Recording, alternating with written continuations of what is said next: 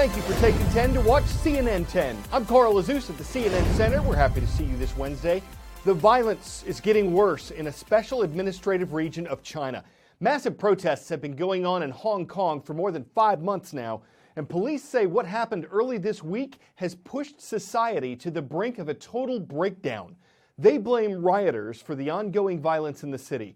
Protesters blame police for using excessive force.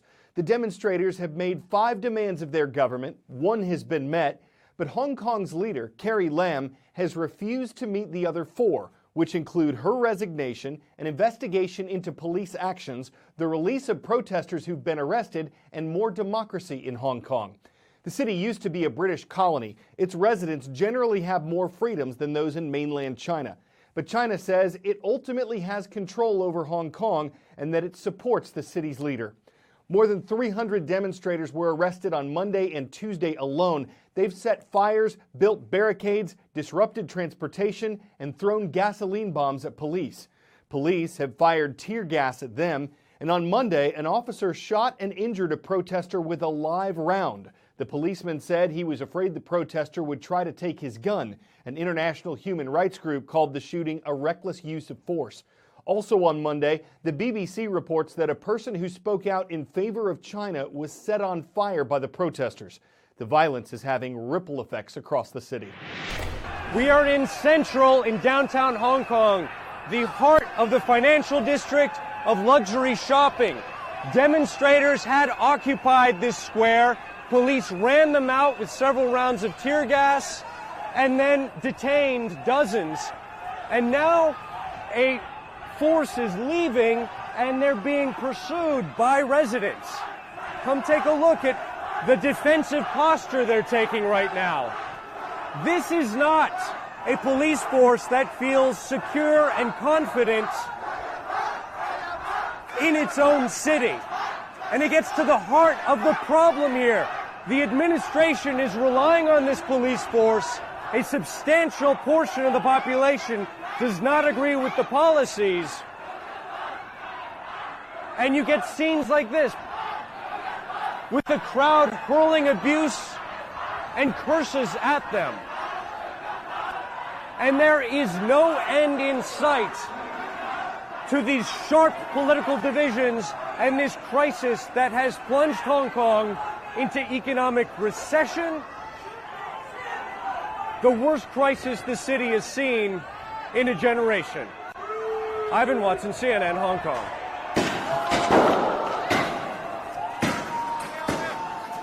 Ivan reporting at the moment tear gas was fired toward demonstrators. Our next story takes us to Washington, D.C., where public hearings begin on Wednesday in the House of Representatives impeachment inquiry, its investigation concerning U.S. President Donald Trump. Did the president abuse his power, as many Democrats say he did? In a summer phone call he had with Ukraine's leader, was President Trump illegally trying to get Ukraine to dig up dirt on potential Democratic challenger Joe Biden? Or was the phone call perfect, as the president says it was? And is the House impeachment inquiry just a partisan attempt to hurt President Trump and his fellow Republicans in the 2020 elections? We're not sure how the next few weeks are going to play out in the investigation. There are a few things we can expect. According to a CNN editor, there will be witnesses, there will be documents reviewed, and there will be 2 political parties doing everything they can to tell the story that looks best for them.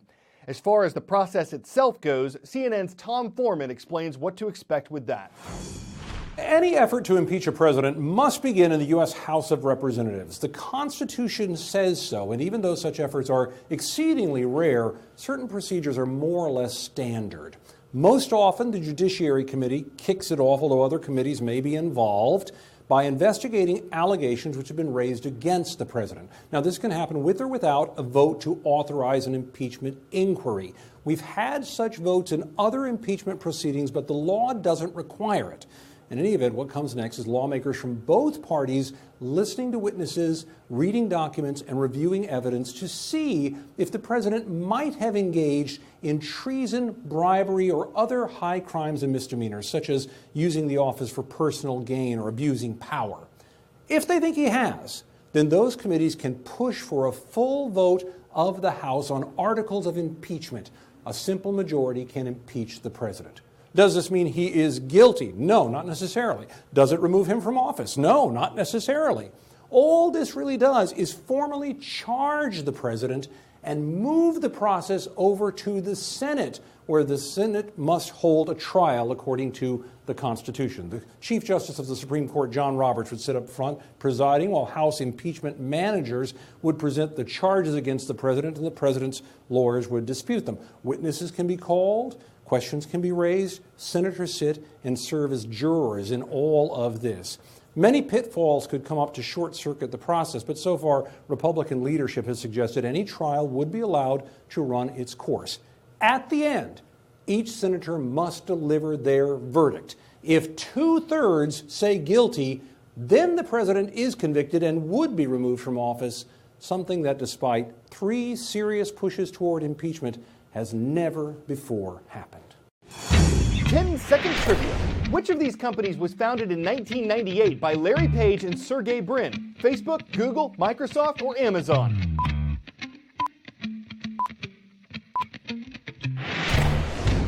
The only one of these companies that Page and Brin founded in 1998 is Google. Next topic today involves Google, Ascension, and Project Nightingale. You know the technology company Google. Ascension is a nonprofit healthcare organization, and Project Nightingale is the code name for a partnership between Google and Ascension. It was first reported by the Wall Street Journal earlier this week. Why is this significant? Ascension is one of the largest hospital systems in America, and by teaming up with Google, it's allowing at least 150 Google employees to access the medical information of millions of Americans. Why are the two companies doing this? Google wants to be a major player in the U.S. healthcare industry. It wants a big share in that very large market. And Ascension is hoping Google's artificial intelligence technology will help doctors provide care by using patients' data to predict possible health problems. Google says the medical information it gathers will be kept separate from user information, like the websites people visit or the YouTube videos they watch. And it says it'll follow laws that keep people's health information and medical records private. So why is this controversial?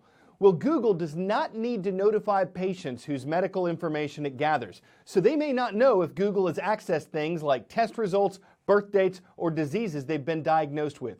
Like other tech companies, Google has been criticized and sometimes fined for illegally mishandling people's private information. And according to the Wall Street Journal, some Ascension employees have questioned how Google is collecting and sharing patients' information. Amazon, Apple, and Microsoft are also trying to increase their involvement in U.S. healthcare.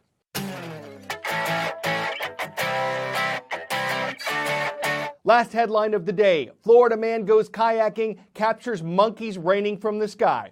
Okay, they were actually raining from the trees. There are hundreds of rhesus monkeys that live in Silver Spring State Park, and a whole barrel of them apparently decided to swim across the Silver River while the man who captured this video was paddling by. He says he believes the animals were being chased, possibly running from a fight with an alpha male.